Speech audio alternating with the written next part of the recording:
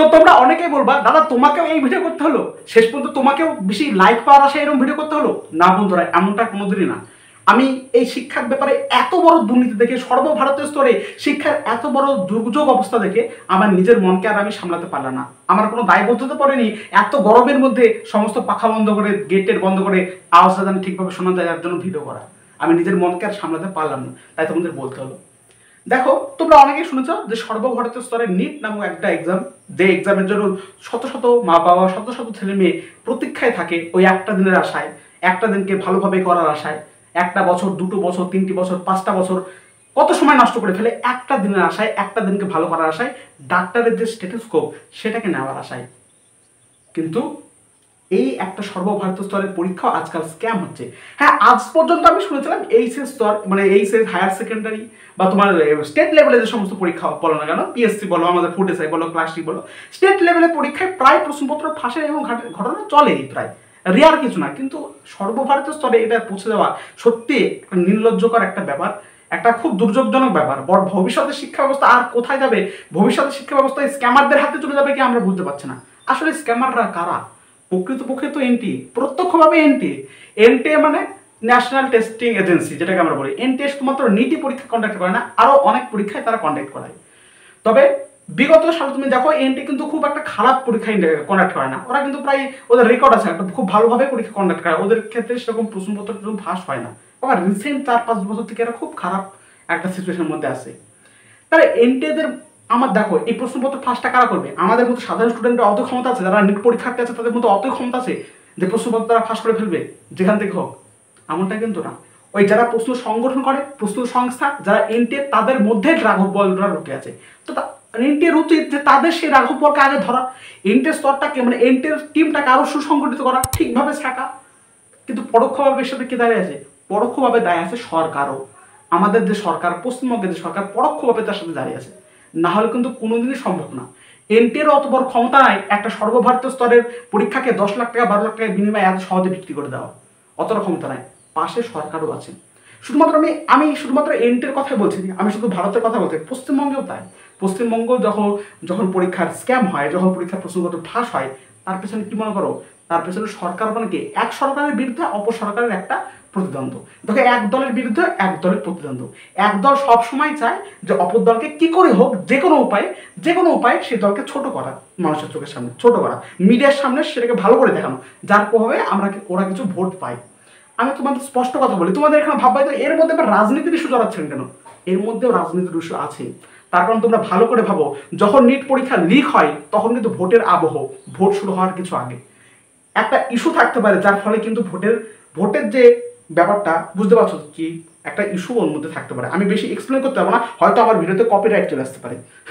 তো মেন কথাটা তো এটাই, পশ্চিমবঙ্গেও তাই।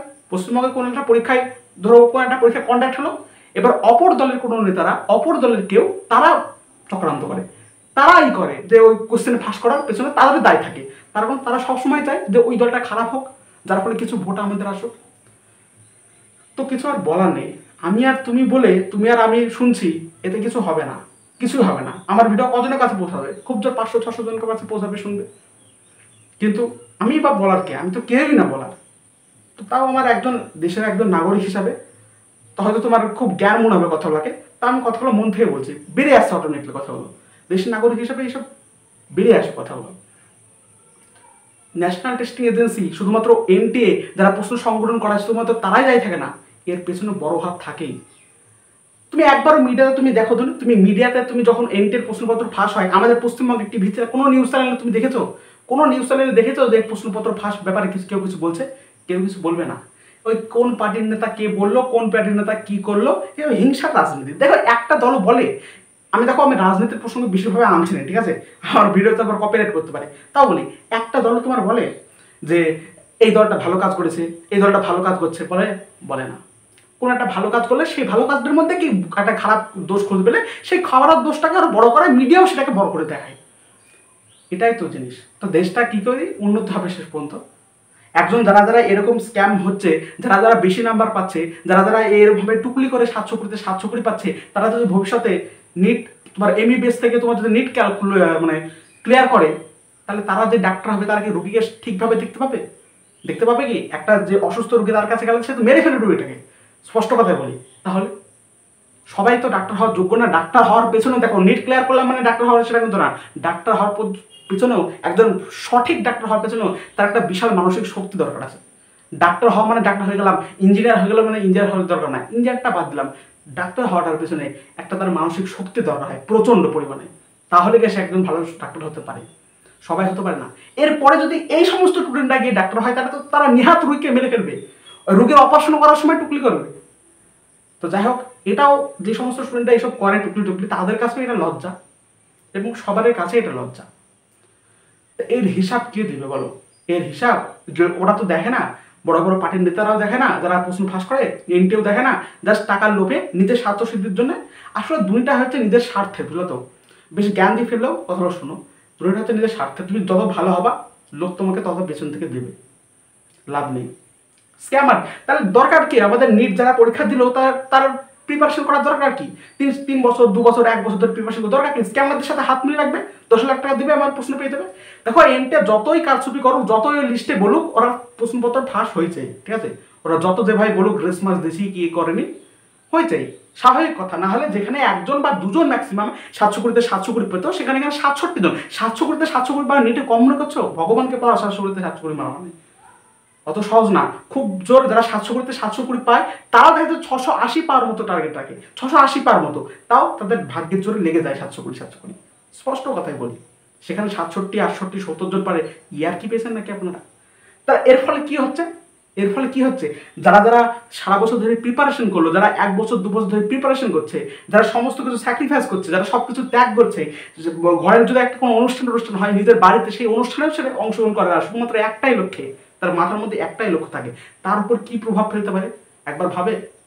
এনটে তো ভাবছে, এনটে তো যাতে না করে রেজাল্টটা বের করে দিল তা তো হবে। দেখো এনটে জানি, এনটে খুব ভালো এক্সাম কন্ডাক্ট করে আমরা জানি, কিন্তু এই একদিনের এই ভুলের জন্য তো কত ছেলেপিলের জীবন নষ্ট হতে পারে, কত ছেলেপিলের মধ্যে যে প্রভাব পড়তে পারে সেটা তো ভাবতে হবে তাকে।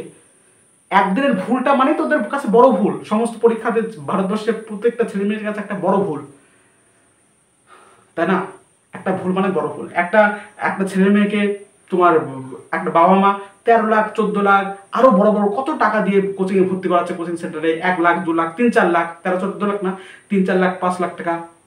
অনেক ফ্যামিলি আছে যারা মোটামুটি মিডিল ক্লাস ফ্যামিলি, তারাও কষ্ট করে ওরকম জায়গায় ফেরে করছে, ওরকম জায়গায় নিয়ে যাচ্ছে।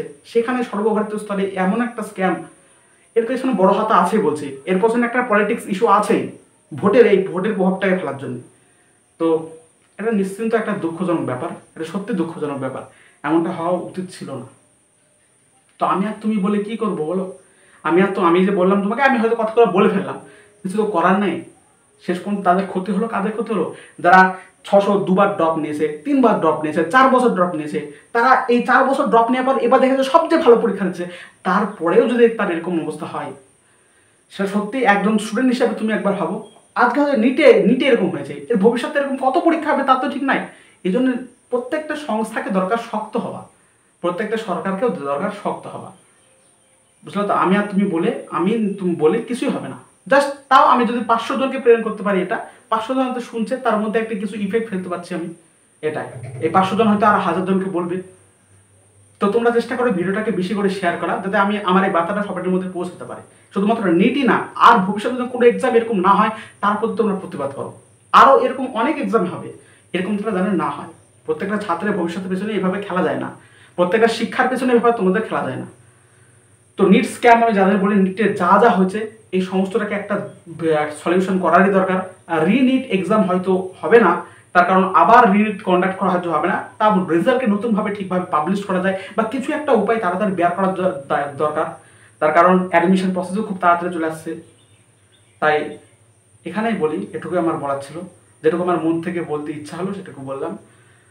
সো জ্ঞান মনে করবেন এটাকে, আমি জাস্ট মন থেকেই বললাম। দেখো আমার গরমে কাজ শেষ সব কিছু, তা আমি বললাম, মনটাই আমার শক্তি জোগাড় দিল।